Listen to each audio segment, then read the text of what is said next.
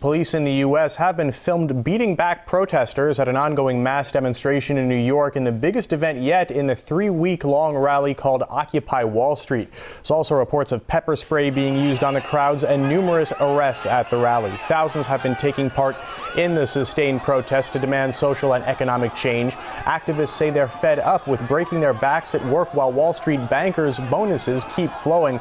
For more on this, I'm joined by RT's Marina Portnoy live in New York. Hello, Marina. So how did the protest manage to turn ugly? Well, Matt, as you mentioned, this protest got very ugly. Before it did, about 10 to 20,000 demonstrators were out on the street. But from what we're being told, mayhem actually broke out when the crowds, part of the crowds that formed in Lower Manhattan by Wall Street, surged past barricades around the New York Stock Exchange, and officers moved in to contain the protesters. From what we saw on the video, officers swatted protesters with batons, sprayed them with mace, pepper spray. According to some reports, even one local news reporter was sprayed with pepper spray. His cameraman was hit with a baton.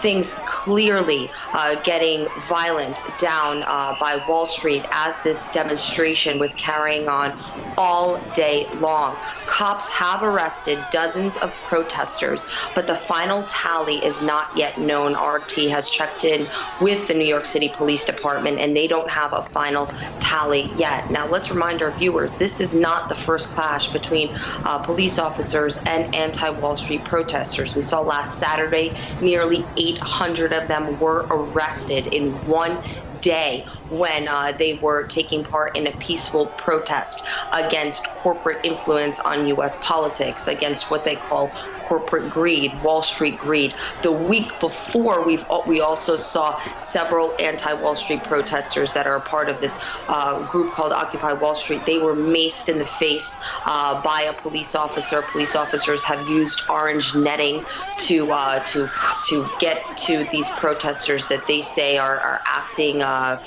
disobedient. Civil disobedience is the term the police have used here in New York. But before these clashes took place, we should inform everyone that this demonstration that took place in New York was unprecedented. It was the biggest one thus far by Occupy Wall Street. And that's because a dozen labor unions joined Occupy Wall Street. We saw transport workers, we saw nurses, we saw teachers, students from universities in New York City and throughout the country all walked out of class at a certain time to join the movement that is being held and pioneered by Occupy Wall Street. Now, this movement, we should remind our viewers, is not just limited to New York. It has caught on in cities throughout the country, such as Boston, Los Angeles, Chicago.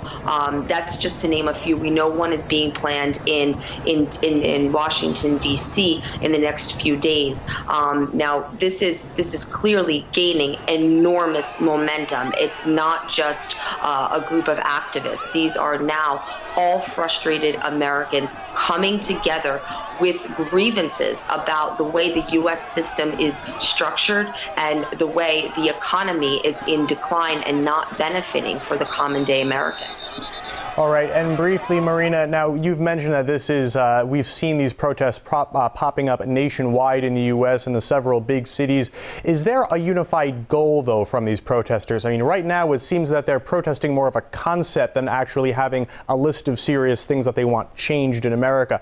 I mean, is there something that that they have agreed on now as something that they want to accomplish? Matt, that's a good question, and I don't know if there's one fundamental agreement, but I think they're all coming together because they are frustrated with the way the economy is moving. They feel that bankers and brokers are profiting off the backs of hardworking Americans. They are very, very upset about corporate influence on U.S. politics, the way that campaign contributions are being made to political candidates, both on a presidential level, on a lawmaking level, and then laws are being written to benefit large corporations or financial institutions. Financial institutions such as Wall Street banks are being bailed out when the economy declines and melts, and then they profit a few years later, and the Americans are left footing the bill. They're losing jobs. 45 million Americans are on food stamps. 14 million Americans are unemployed. This is a movement now that is grown into a larger movement about the struggle of the working class American, unemployment, poverty.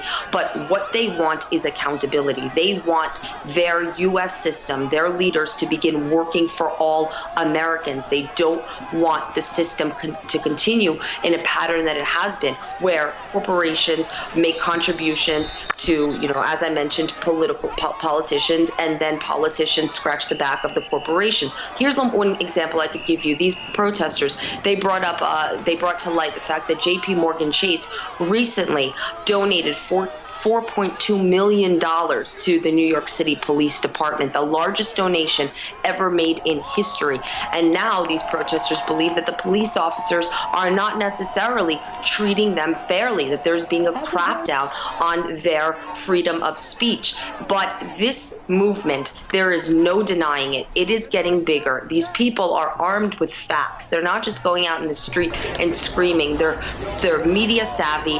They have a deep sense of frustration. They feel disenfranchised. They say that they have in part been inspired by the Arab Spring and by all the uprisings they have seen in parts of Europe. And they believe that this is not just a movement that is taking place in the U.S., it's taking place all over the world, but the U.S. is now catching up to it, and they vow to continue. They say this will not be the end, it's just the beginning. All right. Well, this certainly deserves more discussion than we have time to devote to it right now, but we'll certainly stay with us. RT's Marina Portnoy live for us from New York. Thanks for that report.